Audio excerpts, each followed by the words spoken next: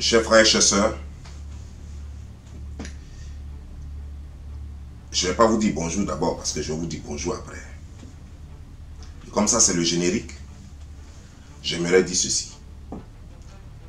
Vous voyez, j'ai entendu concernant cette histoire de Ténor, le rappeur camerounais. J'ai entendu plein de choses. Et ce qui m'a plus choqué, c'est de voir que les gens disent tout sauf l'essentiel. Il y a eu tellement de buzz. Chacun voulait prendre sa part du buzz. Ah oui, oui, de nos jours. Même la mort, elle fait du buzz. Ah oui. La mort de quelqu'un fait du buzz.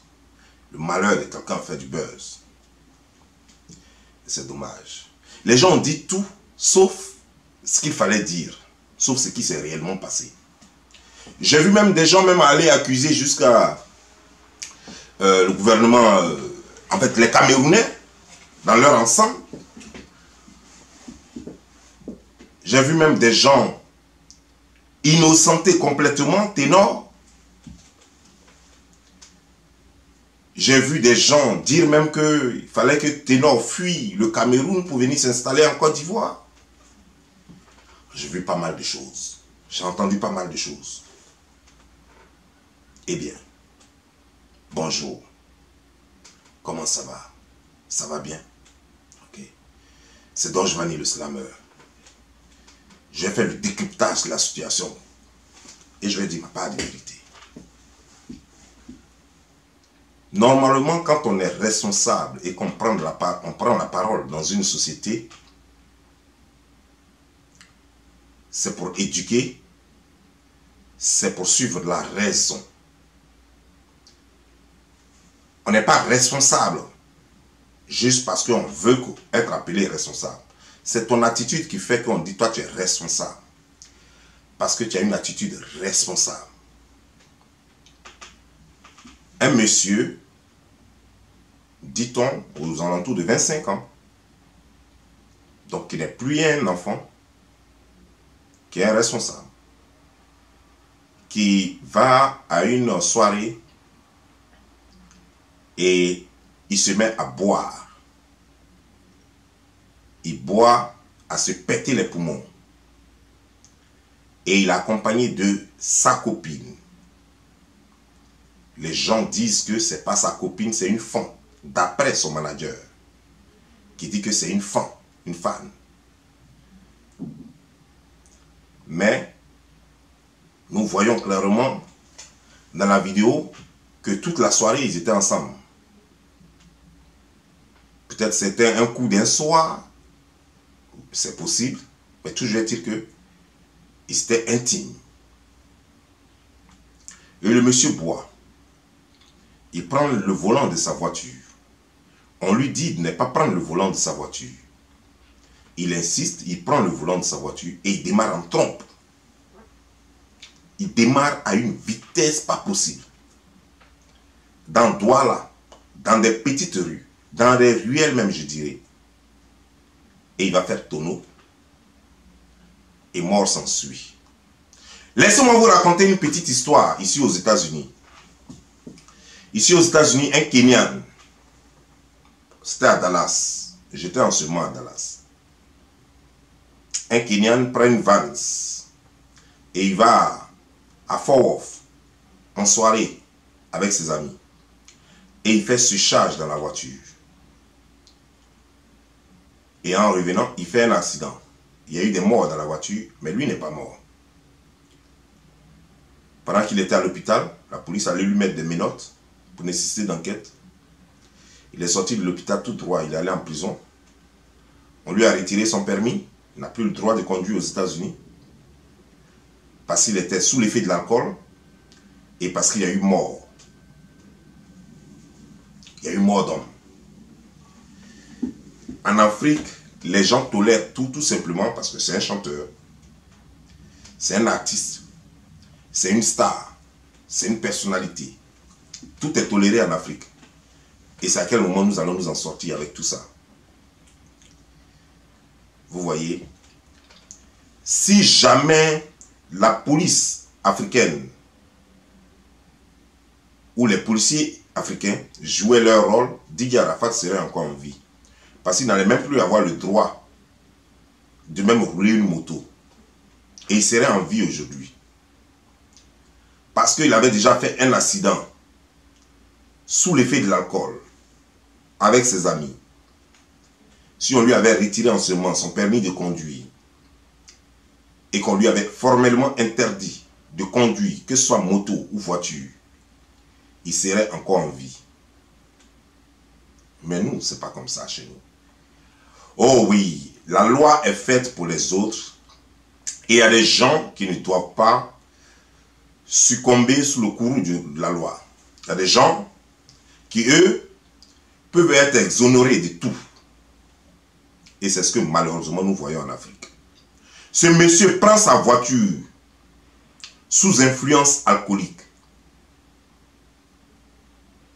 Et il va, et il fait un accident, et quelqu'un meurt. La voiture prend feu après que les gens aient couru pour le retirer de la voiture, lui et son manager.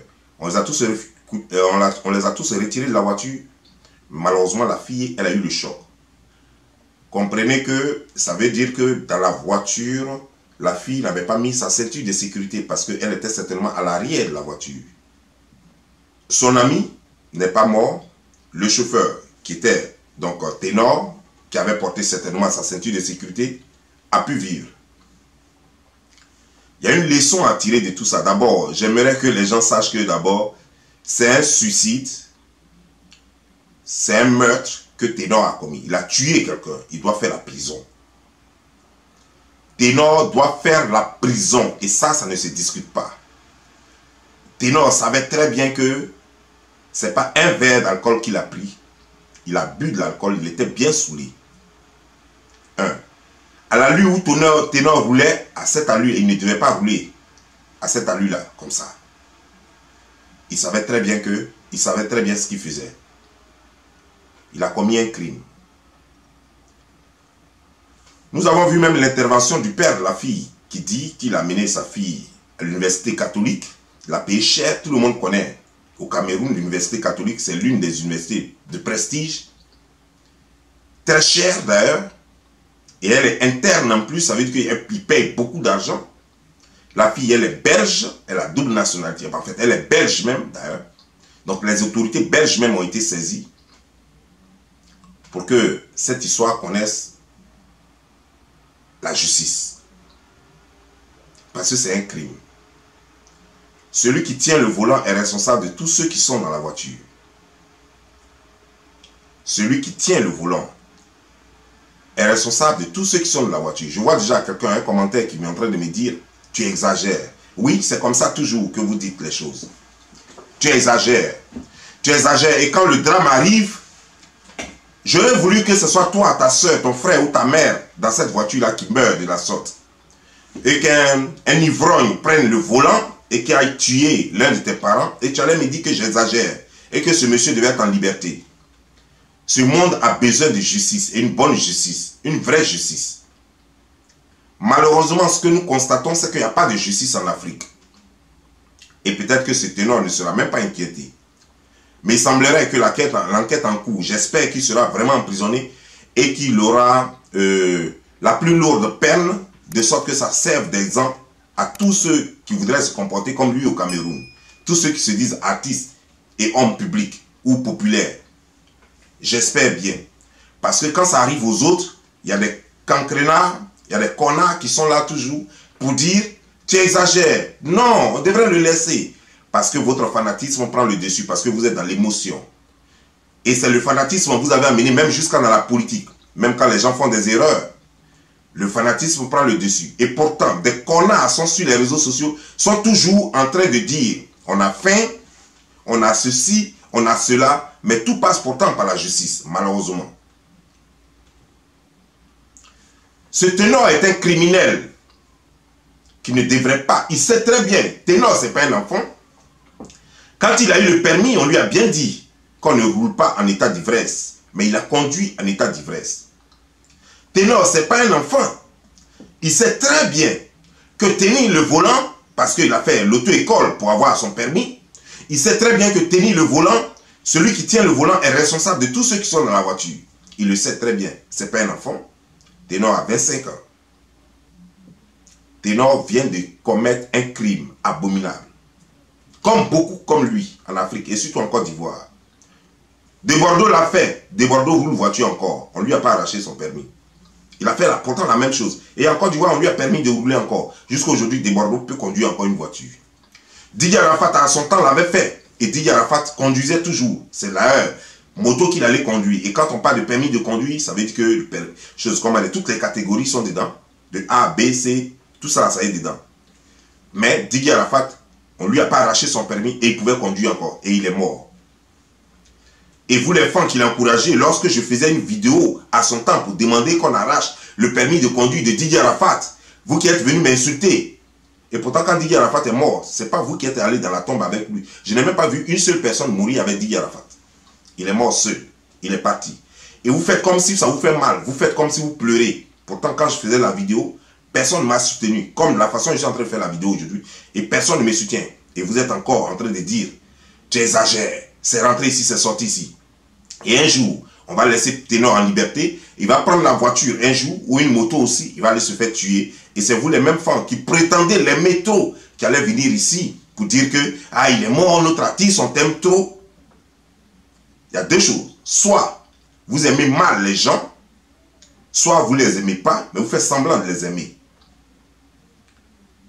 Cette petite avait un futur. D'abord, elle devrait être à l'interne, elle devrait être à l'école. Elle faisait quoi dans cette soirée? Elle faisait quoi dans cette soirée-là? Son manager ment, il dit que non, que Ténor accompagnait la fille à la maison. Ténor, il est devenu taximètre, une star. Tu as fini ta soirée, tu rentres chez toi à la maison. Il est devenu taximètre pour accompagner la fille chez elle. Ténor partait coucher avec sa fille. Partait coucher avec cette fille-là.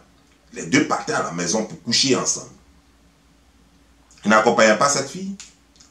Mais en plus, connaissant son état, il aurait pu simplement payer un taxi à la fille pour qu'elle rentre chez elle. Pourquoi il a voulu conduire forcément la fille en ivresse? Parce qu'il était saoulé et il voulait décharger tout son alcool là. Il voulait décharger ça dans la fille, absolument. Vous voyez, faisons très attention. J'ai cru que les gens allaient saisir cette occasion pour conseiller la jeunesse africaine, pour conseiller les Africains, pour leur dire de ne pas rouler en état d'ivresse et que c'est dangereux. Pour leur dire que celui qui prend le volant est responsable de tous les occupants de la voiture. Pour leur dire qu'il faut quand même que les gens soient suffisamment responsables pour reconnaître, pour faire la différence entre le bien et le mal. Et pour interdire aux gens de mentir. Parce que celui qui a fait ce faux témoignage, ce manager, devait faire la prison, ne sachant pas que tout a été filmé. Ce manager même devrait être mis aux arrêts. C'est un menteur. Il a voulu cacher la vérité. Pour non-coopération, non-collaboration, non-coopération, pour information à la police. Il devait lui aussi répondre de ses actes. Vous voyez, non? L'Afrique prend plaisir à mentir à longueur de journée, puis il n'y a rien. Si la justice faisait son travail, si ce monsieur est mis aux arrêts, désormais quand il aura un cas pareil, je crois qu'il fera très attention avant de mentir. Des gens sont en train de pleurer, oh, Ténor a fait accident. Il aurait pu périr. Je ne souhaite pas qu'il soit mort. Mais il aurait pu périr, et ce serait peut-être bien s'il périssait dans cet accident-là, s'il brûlait avec la voiture. Parce que c'est l'inconscience. Les Africains sont un peu trop inconscients. Et surtout nos artistes sont un peu trop inconscients. Vous ne voyez pas le danger que vous courez chaque jour. Et quel exemple? Vous êtes, normalement, vous êtes des modèles. Vous deviez donner l'exemple. Mais c'est vous, vous faites des conneries. Vous buvez, vous conduisez. Vous êtes en boîte, vous chauffez. Vous gaspillez l'argent, c'est-à-dire que vous faites le travaillement. Et pourtant, c'est vous qui devez apprendre cette jeunesse, cette génération, à bien se comporter, à économiser. Mais non, vous allez dans les boîtes et vous distribuez l'argent. Et même les pasteurs vont en boîte et distribuent l'argent. Est-ce qu'on peut économiser en distribuant de l'argent? Et pourtant, tout est fait d'économie. Il faut économiser pour construire. Il faut économiser pour prévoir l'imprévu. Il faut économiser pour beaucoup de choses. Il faut économiser pour ses enfants. Mais l'exemple est donné par, le mauvais exemple est donné par les pasteurs. Le mauvais exemple est donné par tout le monde. Le mauvais exemple même est donné par des ministres. Par des juges même. Cette fille, elle a 19 ans. Elle avait encore toute la vie devant elle. Elle avait encore toute sa vie devant elle. Son père a payé cher son école, son éducation. Elle laisse ça pour suivre un bâtard qui fait des cheveux façon là sur sa tête. Un gars qui est irresponsable. Tu vois, toi, tu vas à l'école, tu es à l'université. Déjà, même au collège ou au lycée, déjà, on sait déjà ce que c'est. On sait déjà que quelqu'un qui est ivre ne doit pas conduire une voiture. Ben, tu vois, le monsieur, il est ivre. Il monte dans la voiture et tu montes avec lui. Et en plus, toutes les voitures de nos jours ont des ceintures de sécurité en arrière. Ma petite voiture a ceinture de sécurité en arrière. Ma grande voiture a ceinture de sécurité en arrière. Toutes les voitures ont ceinture de sécurité en arrière. Tu montes dans la voiture, tu ne mets pas ta ceinture de sécurité. Vous allez me demander comment je le sais. Oui, je le sais parce que si elle avait mis sa ceinture de sécurité, quand une voiture fait tonneau, il y a une seule chose qui peut te tuer. Lorsque ta tête tape le plafond, c'est la seule chose qui peut te tuer. Lorsque ta tête tape le plafond, c'est la seule chose qui peut te tuer lorsque tu es dans une voiture. C'est pourquoi la ceinture de sécurité elle est très bien. Pour ceux qui sont devant, le plafond peut te tuer et puis les vitres de devant peuvent te tuer. C'est pourquoi il faut mettre la ceinture de sécurité. Quand tu montes dans une voiture, la première des choses à faire, c'est de mettre ta ceinture de sécurité. C'est ça. Ta première réaction, ça doit être un réflexe. Que la voiture soit à toi ou la voiture d'autrui, quand tu montes dans une voiture, la première chose que tu cherches, c'est la ceinture de sécurité. Si tu as la ceinture de sécurité et à l'arrière, la ceinture de sécurité n'est pas comme ça parce qu'on sait que tu ne cogneras pas quelque chose, il n'y a rien qui peut te heurter à part les fauteuils et comme c'est mou, il n'y a pas de problème. Mais comme ta tête peut cogner le plafond, alors la ceinture de sécurité s'arrête à ce niveau-là. C'est comme ça qu'on la met. Tu la mets comme ça là. Là, quand tu tombes, quel que soit le choc, tu ne vas pas bouger, tu ne vas pas décoller de ton fauteuil pour que ta tête tape le plafond. Vous aimez voiture, il faut savoir à quoi ça sert chaque chose. Et les trucs qu'on a mis dans les voitures là, ça n'a pas été mis par hasard. Chaque chose a son rôle. Et tout a été bien calculé pour sauver des vies. Tout ce qui est dans la voiture a son importance. Et tout a été bien calculé pour sauver des vies. On n'a pas mis ça juste pour rendre la voiture jolie. On n'a pas mis ça dans la voiture pour rendre la voiture jolie. D'ailleurs, c'est embarrassant.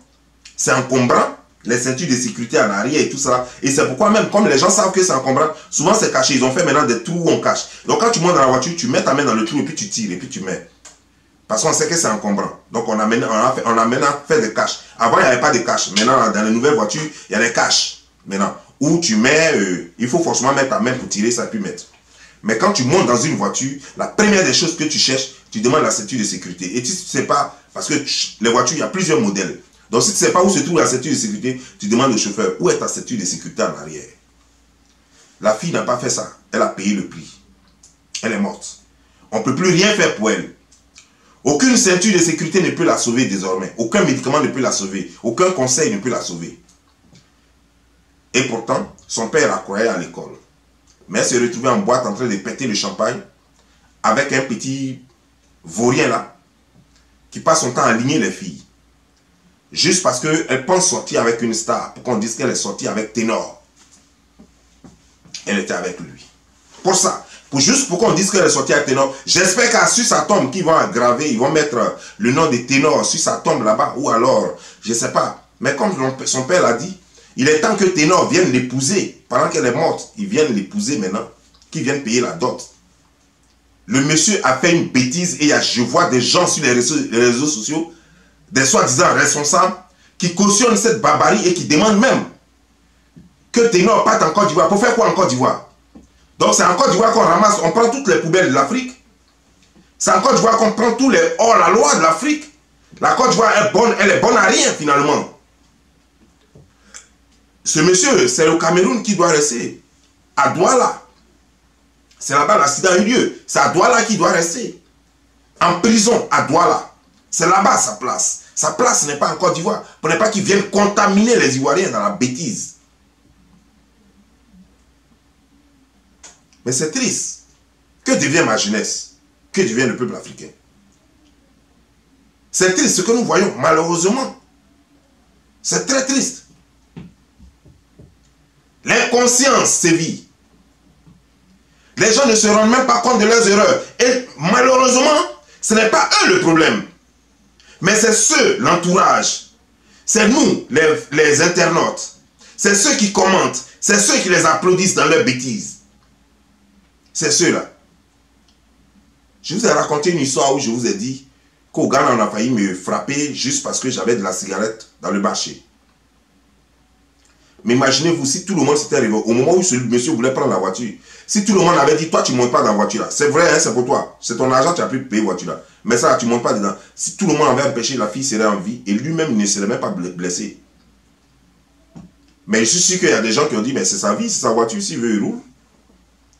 Et je suis sûr qu'il y a des gens qui ont voulu, qui ont laissé, malgré que d'autres insistaient, ils n'ont pas eu de support. D'autres disaient, non, il ne faut pas monter dans la voiture comme ça, non, tu es saoulé, mais on va te prendre un taxi. Le propriétaire du bar disait qu'il va lui prendre un taxi s'il y avait eu des gens qui étaient venus en renfort pour lui dire, mon frère, voiture ça, tu ne montes pas dedans devant nous. C'était la star de la soirée, donc tout le monde avait les yeux sur lui. Mais au lieu de ça, on l'a laissé monter dans la voiture et on le filmait rouler. Et vous, et il a pas se faire tuer, bêtement.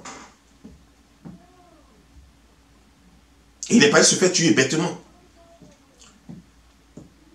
Et après, on va venir nous dire ici que non, c'est rentré ici, c'est sorti ici, patati patata. On va venir nous dire ici que non, c'est Allah Kadi, Allah Kata. On va venir dire ici que non, c'était le jour où la fille devrait mourir. C'est faux. La fille n'était pas née pour mourir ce jour-là. Quelqu'un a sciemment tué cette fille-là parce qu'il est inconscient. Quelqu'un a tué cette fille-là. Vous, jeunesse africaine, soyez plus responsables que Ténor. Soyez plus responsables que Didier Arafat. Ne vendez pas votre vie moins cher. Et il faut que les autorités jouent un peu un rôle dans ça là. La jeunesse se meurt. Les autorités sont où? Chaque fois qu'il y a ce genre de truc, on n'arrache même pas le permis. Ici, on t'arrache le permis définitivement. S'il n'y a pas eu mort d'homme, dans ce cas, on t'arrache le permis pour 10 ans. Je dis bien 10 ans au moins. S'il y a eu mort d'homme, c'est définitivement, tu ne pourras plus jamais conduire de voiture aux États-Unis. Mais non, en Afrique, ce n'est pas comme ça. En Afrique, les gens peuvent encore conduire. Même après avoir tué quelqu'un le lendemain, ils sont dans une voiture. Et après, c'est pour aller se faire tuer eux-mêmes ou bien c'est pour encore tuer d'autres personnes. J'ai entendu dire, vrai ou faux, je ne sais pas. Mais il semblerait que même Didier Arafat même avait déjà tué un monsieur, un vieux Djoula, sur une route. Il avait ramassé le vieux est mort, c'est pas allé quelque part. Il n'a pas fait prison, c'est pas allé quelque part. Aujourd'hui, c'est lui-même qui est mort. Il a continué ses études parce que ça l'a encouragé. Il se dit que non, qu'il était trop fort. Personne ne peut lui faire quoi que ce soit. On ne peut pas le mettre en prison, on ne peut pas lui arracher son permis. Il a tué quelqu'un, il ne s'est pas allé quelque part. Il a fait accident sous l'effet de l'alcool, c'est pas allé quelque part. Mais il continue à bêtiser. Lui-même, il a perdu la vie cette fois. L'Afrique doit apprendre de ses erreurs et notre jeunesse doit apprendre de ses erreurs. Pas seulement en commettant les erreurs, mais en regardant les autres commettre les erreurs. Lorsque tu vois quelqu'un qui a fait une erreur et que ça lui a coûté cher, tu dois apprendre de ses erreurs et rectifier le tir. Et te comporter différemment. Ténor était là, il était déjà là. Didier Arafat même d'ailleurs était son ami. Il a vu comment Didier Arafat est mort bêtement. Il ne va pas me dire qu'il ne savait pas comment Didier Arafat est mort. Avant que Didier Arafat ne meure, ils étaient déjà amis lorsque Didier Arafat a fait ces différents incidents. Il connaissait bien l'histoire de Didier Arafat. Mais ça ne lui a pas servi de leçon. Et il va faire la même chose. Heureusement, il a survécu d'ailleurs. Et j'espère que cette fois-ci, il va retenir la leçon. J'avais déjà interpellé de Bordeaux. On ne lui a pas arraché le permis. Mais j'espère que lui, il sera encore plus conscient et qu'il ne fera même plus la même bêtise. Mais c'est quoi ça, tout ça? C'est quoi ça? C'est quoi ça? Qu'est-ce qu'on voit là? Ce n'est pas ceux qui font la bêtise, puisque l'erreur, on peut toujours en faire. Ce n'est pas ceux qui font les bêtises qui m'énervent, mais c'est ceux qui encouragent les bêtisiers qui m'énervent. C'est ceux qui sont sur les réseaux sociaux en train de justifier l'injustifiable. C'est ceux qui sont sur les réseaux sociaux en train d'applaudir la médiocrité, les erreurs. C'est ceux-là qui m'énervent. J'ai vraiment besoin de leur dire, s'ils n'ont rien à faire, qu'ils aillent jouer au Maracana. Peut-être que là-bas, pourront servir à quelque chose, s'ils savent jouer au ballon. Quittez les réseaux sociaux si vous n'avez plus rien à enseigner sur les réseaux sociaux. Parce que vous prenez les buzz. N'importe quel buzz, vous êtes pressé de rentrer dedans et vous n'avez rien à enseigner aux gens. Moi, je pensais que des gens de votre trempe, vous alliez prendre l'occasion, saisir l'occasion pour enseigner quelque chose aux gens. Pour dire, non, attention, il y a danger. Ne conduisez pas en buvant, après avoir bu. Ne conduisez pas aussi en buvant. Contrôlez votre vitesse quand vous roulez. Et vous les filles, ne vous mettez pas avec n'importe qui. Si vous êtes avec quelqu'un, quel que soit l'amour que vous avez pour la personne, si la personne a bu, ne montez pas dans la même voiture que la personne. Je pensais que c'était la leçon à en tirer. Je pensais que c'était ce qu'il fallait retenir de cet accident. Mais non, non, non, non, non. Les gens justifient ça. Ténor est trop fort, mais il est détesté. Ténor ceci, ténor cela. En train de le blanchir. Comme si c'est quelqu'un d'autre qui avait provoqué leur mort. Comme si c'est quelqu'un... Mais attendez, vous pensez que qui en souffre en ce moment? C'est le peuple camerounais qui en souffre en premier. C'est la famille de Ténor qui en souffre en premier. C'est la famille de cette jeune fille qui est morte, qui en souffre en premier. Et vous êtes là, vous qui n'êtes pas touchés par cela, c'est vous qui venez lancer votre vénère sur les réseaux sociaux. En train de justifier l'injustifiable. Ténor aurait pu mourir cette nuit-là. Il a eu la chance. La ceinture de sécurité l'a sauvé. Ténor et tous les occupants de la voiture auraient pu mourir cette nuit-là parce que la voiture a pris feu. Il a eu la chance que des badauds, des gens sont sortis pour aller les secourir et les tirer de la voiture avant qu'elle ne prenne feu. Mais je crois que si elle avait pris feu, vous n'alliez pas avoir peut-être le même langage que vous avez là. Si Ténor lui-même il était mort, vous n'alliez pas avoir le même langage. C'est parce qu'il a survécu. Vous ne voulez pas qu'il fasse la prison, qu'il paye pour ses erreurs. C'est pourquoi vous avez encore la grande gueule pour parler. S'il était mort, vous n'alliez pas avoir cette grande gueule là. Vous pensez qu'en Côte d'Ivoire, en Afrique, que tout doit s'excuser. On doit demander pardon, puis non, ça passe. Il n'y a pas de problème. Il a demandé pardon, il a reconnu son erreur. Alors libérez-moi toutes les prisons. Permettez à tous ceux qui sont dans les prisons de demander pardon et puis c'est fini. Et qu'on les libère tous. Permettez à tout le monde de rester dans les prisons. Ténor cherchait la mort. Qu'est-ce qui prouve que Ténor même n'a pas fait ce sacrifice expressement? Je sais très bien que ce n'est pas un sacrifice. Parce que c'est une mauvaise conduite de sa part. Mais tout le monde est en droit de dire que lui-même étant conscient qu'il ne faut pas rouler, étant ivrogne, et qu'il allait rouler de la sorte, ça veut dire qu'il partait sacrifier la fille. Il partait sacrifier les occupants de sa voiture. Même quand moi je sais que non, c'est un accident. Et que cet accident est arrivé parce que le monsieur, il était suffisamment stupide pour ne pas laisser le volant lorsqu'il a bu. Mais les gens sont en droit de dire que non, mais le monsieur est conscient. Il sait très bien dans quoi il est. Il sait très bien que quand on a bu, on ne peut pas rouler. Et quand même, il prend le volant pour aller tuer les gens. C'est qu'il voulait faire un sacrifice. Les gens sont en droit de le dire. Les gens sont en droit de le dire. Et le dire, on ne peut pas les blâmer pour ça. Mais c'est vous qui justifiez ce mal-là. C'est vous qui justifiez le comportement de Ténor. C'est vous qui êtes les maudits. C'est vous qui êtes les sacrificateurs. C'est vous qui êtes les malheureux. C'est vous qui pensez que tous les buzz sont bons pour faire du buzz. C'est vous qui pensez qu'il faut forcément faire la visibilité. Il faut forcément être vu. Il faut dire n'importe quoi pour être vu. C'est vous. Parce que vous ne voulez pas voir les choses. Mais où est votre part de responsabilité dans ce monde-là? Qu'est-ce que vous laissez finalement à ce monde-là? Parce que vous êtes toujours à côté de la vérité. Lorsque les gens vont à droite, normalement où tout le monde doit aller à droite, vous allez à gauche. Lorsque les gens vont à gauche, normalement où tout le monde doit aller à gauche, c'est là où vous allez à droite. Vous avez quel problème? Le raisonnement vous a fui. Vous n'utilisez plus vos méninges à cause des buzz. Arrêtons ça un peu. Et réfléchissons un peu. Laissons un peu les buzz et soyons humains. Et parlons de justice. Parlons de ce qui est juste. Parlons de logique. Parlons de ce qui est faisable. Parlons de civisme. Ces valeurs, vous ne connaissez pas ça. Vous venez, vous dites des conneries sur les réseaux sociaux. Tant que vous pouvez parler, plus peut avoir du monde, c'est l'essentiel. Pour vous, c'est ça. Faire les vidéos. C'est pourquoi, il n'y a pas trop longtemps, j'ai posé une question dans une vidéo. J'ai dit, mais est-ce que vous posez la question de savoir pourquoi même, qu'est-ce que vous venez faire sur les réseaux sociaux? Parce qu'il y a d'autres qui viennent défendre le droit de l'homme. Il y a d'autres qui viennent recadrer les gens pour ceux qui sont pervers et ceux qui font la dépravation des mœurs, ceux qui encouragent la dépravation des mœurs. Il y a pour des gens qui viennent, il y a plusieurs raisons.